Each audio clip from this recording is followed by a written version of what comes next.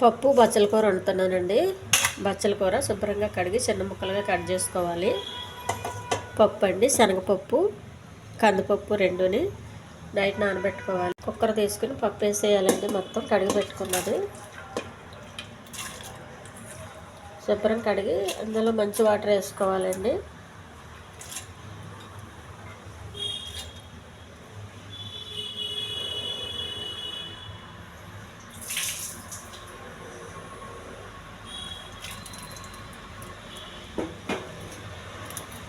నాలుగు పచ్చిమిర్చి,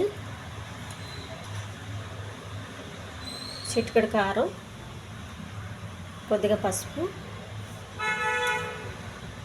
కొద్దిగా ఉప్పు అండి.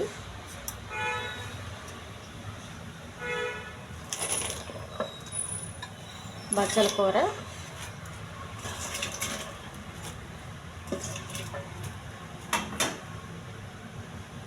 ఒక గ్లాసు వాటరు, పప్పు ఉడకడానికి కావాల్సినంత వాటరు.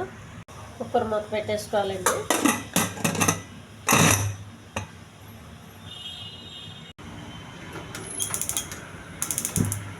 స్టవ్ వెలిగించుకొని కుక్కర్ పెట్టుకోవాలి.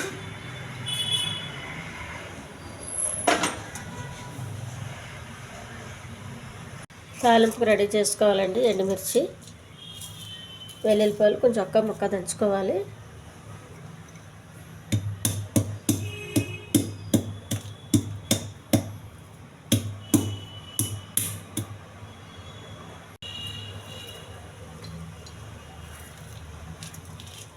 ఎండుమిర్చి కొన్ని సరిపోతాయండి.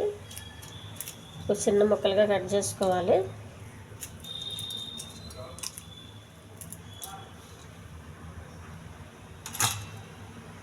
కొంచెం జీలకర్ర, కొద్దిగా కరివేపాకు. తాలింపు రెడీ చేసుకోవాలండి. కుక్కర్ విజిల్ వచ్చేలోపు కొద్దిగా నూనె అండి,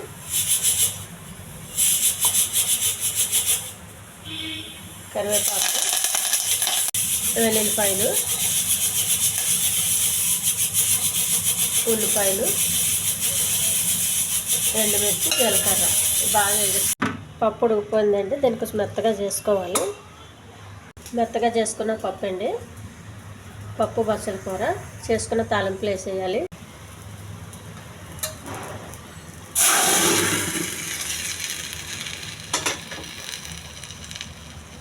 టేస్టీ పప్పు బచ్చల కూర రెడీ అయిపోయిందండి. ఈ చపాతీకి చాలా బాగుంటుందండి. అన్నానికి కూడా చాలా బాగుంటుంది. ఈ ఛానల్ నచ్చితే సబ్స్క్రైబ్ చేయండి, షేర్ చేయండి, లైక్